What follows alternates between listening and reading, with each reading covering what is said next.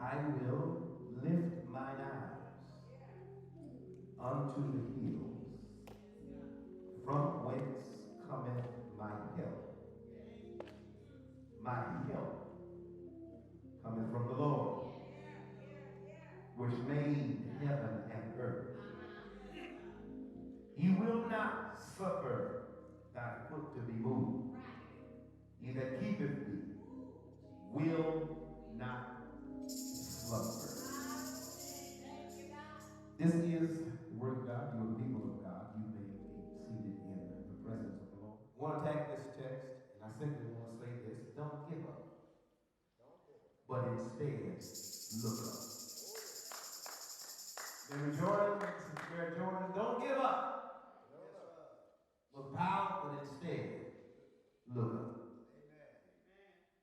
Allow me, if you will, move into the message this morning from an investigative perspective. Allow me, if you will, to suggest to each and every one of us that having the wonderful and blessed opportunity to investigate the implications of this particular text, and this morning, Brother Chairman, having the opportunity to take the precious and powerful gems of this text, Brother Eddie, and apply them to the areas of our lives where the painful predicaments and experiences of our lives have literally left areas of deficit, discouragement, and despair. And upon having the opportunity this morning to experience the life-changing and liberating implications of this text in our own lives, the first thing that I need to say to us this morning is that the good news of the day is we all have a real reason to rejoice in the Lord. And we all ought to be clapping our hands right now. And the reason why we ought to be rejoicing in the Lord and clapping our hands is simply because our current situation and our current set of circumstances has now changed to the degree that our current reality becomes a motivation and a mantra for any and every situation that we may find ourselves in. And therefore, in every single aspect of our lives, in every single day of our lives, we have a real and authentic reason to rejoice, to give God glory, to give Him praise, and to hold on to and maintain our joy. And we might as well say it right now. After all I've been through, I still have my joy. The reason why we can embrace this type of mentality is because now, through our personal experiences with God, our reality and our consciousness has changed to the degree that we fully understand that no matter what life throws at us, no matter what we have to deal with, no matter what we have to face, no matter what we have to encounter in our lives, the lesson of this text is that under no circumstances, Mother Powell, should we ever position or posture ourselves to give up, because now we've had enough revelatory experiences with Almighty God that have maximized our concept of who God is to the degree that now we fully understand that we can literally rejoice every single day of our lives, because is there anybody here who knows that no matter what, we never have to give up, but all we really have to do is look up. It's because when we look up, then just like the songwriter in the text, we then discover that looking up for help from God is the equivalent of looking for help in all of the right places. Clap your hands if you believe that this morning, because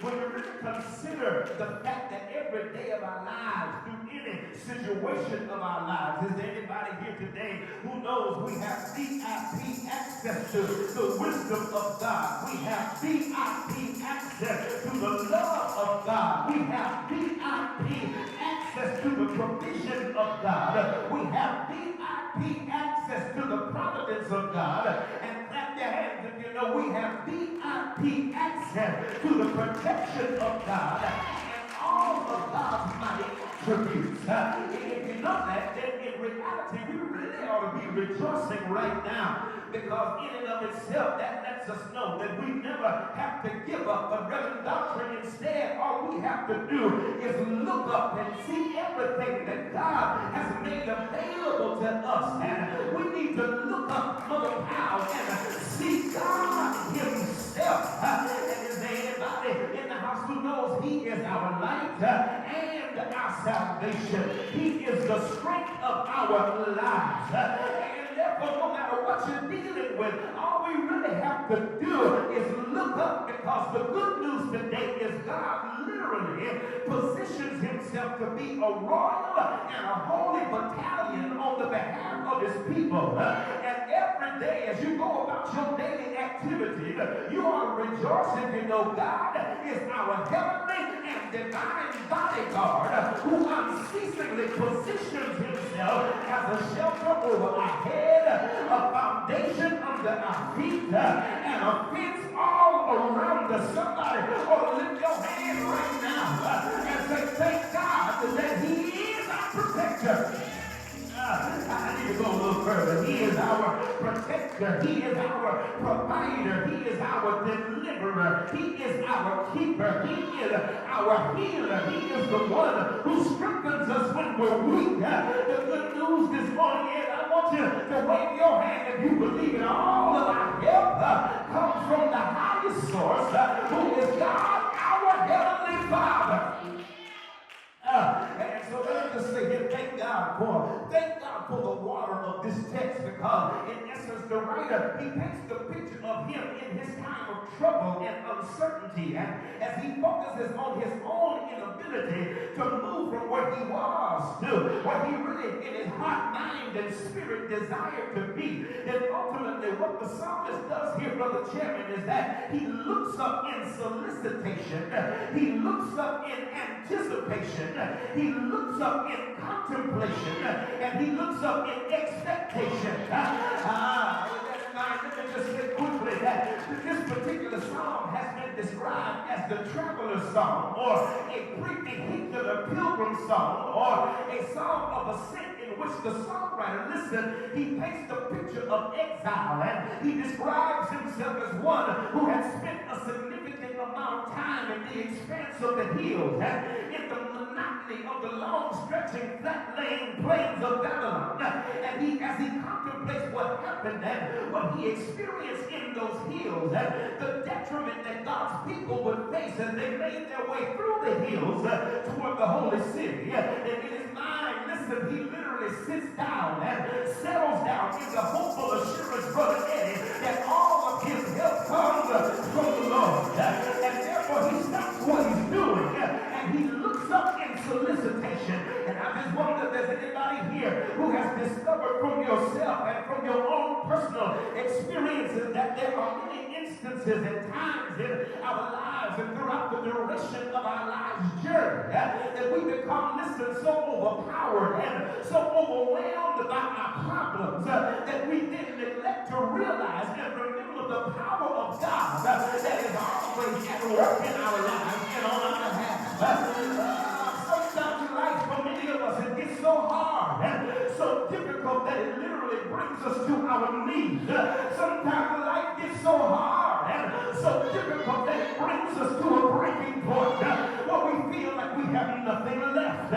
No more strength, no more drive, no more vision, no more energy, no more motivation, no more desire. Many of us have got to a place where we feel like giving up. But listen, I can't leave us there. If that's you this morning, if that's where you've been, or where you may be right now, the fact of the matter is you really ought to be giving God some praise. You really ought to be clapping your hands. Because the good news of this text is we never have to give up. But instead, all we really have to do is what the psalmist does in the text. The psalmist looked up in solicitation. He lifted his eyes up in solicitation to the God who created everything. He looked up in solicitation to the God who sustains everything. He looked up in solicitation to the God who knows everything. He looks up in solicitation to the God who's everywhere at the same time. And he comes to the conclusion that all of our help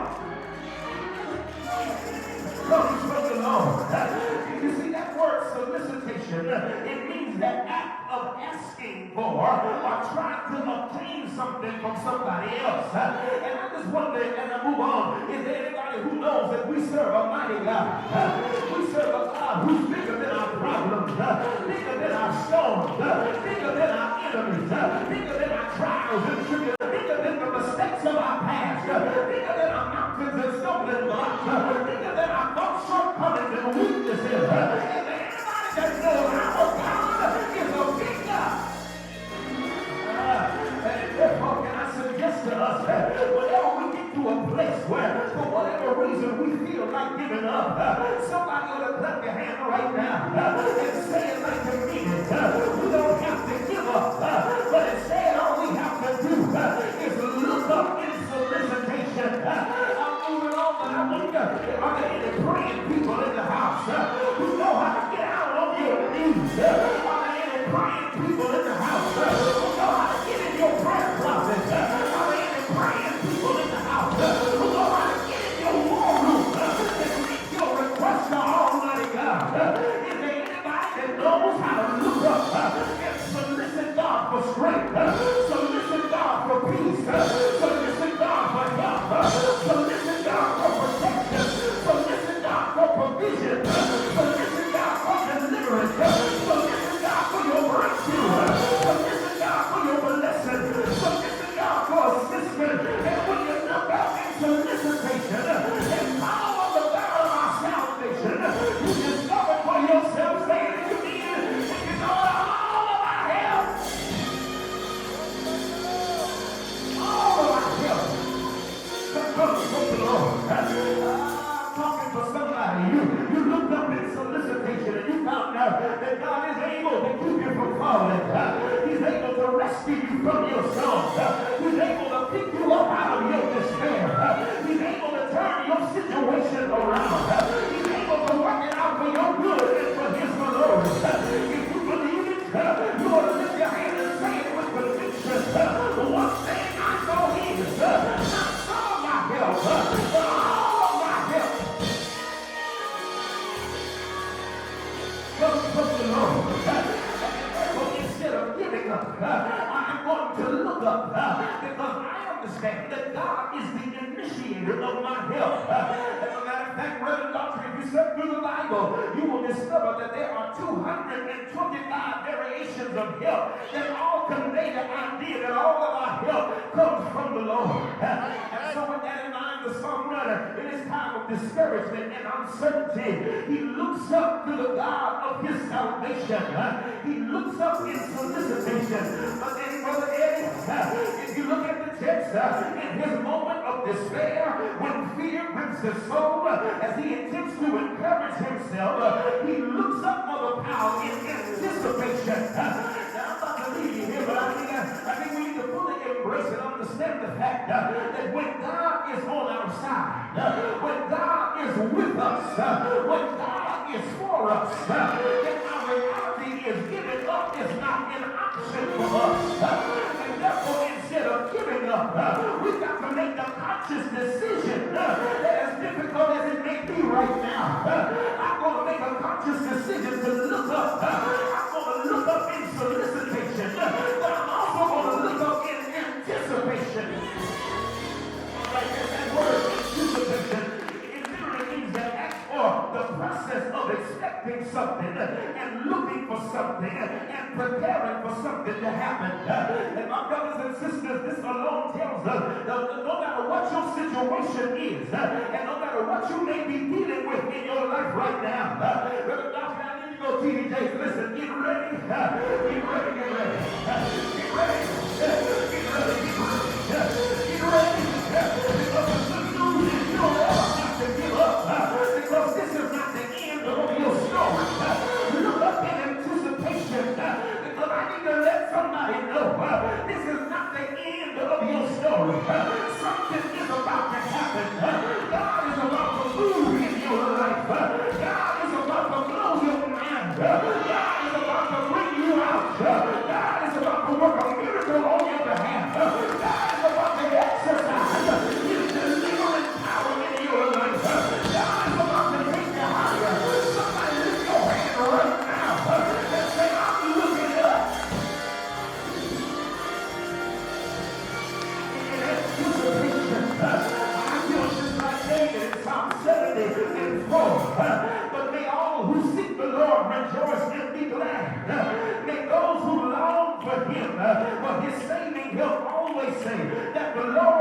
great. I'm not finished, but is there anybody here who knows that God is great? And he is greatly to be praised. Listen, I got to say that the hills in the text are in reality a picture of earthly power. And therefore, as majestic as the hills may be, as they are described by the psalmist in the text, in essence, he lets us know our help does not come from the hills themselves. But the good news this morning is, Chanel, our help comes from the one who created the hills. Our help comes from the one who is above the hills. Let us know that when we see the woman how tempted to give up, we cannot rely on earthly power. We can't rely on people. And we can't rely on ourselves to get us through what we're going through.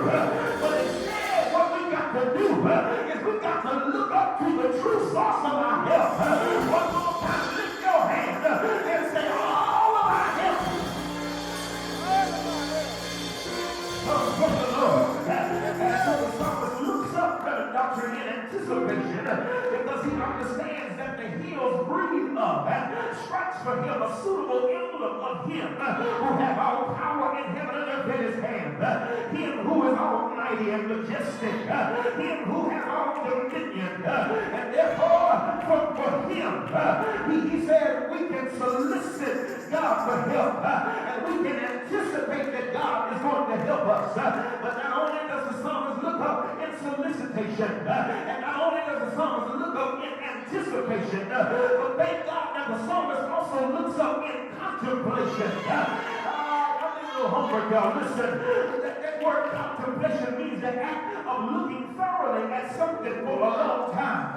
And you see, the psalmist is able to make the declaration that all of my help comes from the Lord. Because for a long time, he's been looking at the mighty acts of God in his life and on his behalf. And therefore, he comes to the conclusion that because of what I've seen God do, because of what I've witnessed God do, now my result is my help comes from the Lord, the maker of heaven and earth. And I just wonder if anybody in the house today who's not ashamed to lift your hand and say, I have a testimony. I've been looking up in contemplation, and now I know what God can do. Because we've all been in a situation where we just had to stand still and see the salvation of the Lord. We've all been in a situation where we just had to stand still and wait on the Lord. But is there anybody who found out in that moment while you were standing still that the battle is not yours? It is the Lord. We learn how to look up in contemplation and reflect on the great things that God has already done for us. Now, this ain't for everybody, but just a few of you. Is there anybody here today who knows that if God did it before, he can do it again? If God helped you before, if God healed you before, if God delivered you before, if God brought you through before, if God made a way for you before, if God supplied your needs before, I know you rejoicing right now, because if God did it before, he can do it again. Hallelujah. That's why the psalmist, he encourages us to know that we never have to give up. But instead, all we've got to do is look up. We've got to look up, number one, in solicitation. We've got to look up, number two, in anticipation. We've got to look up, number three, in contemplation.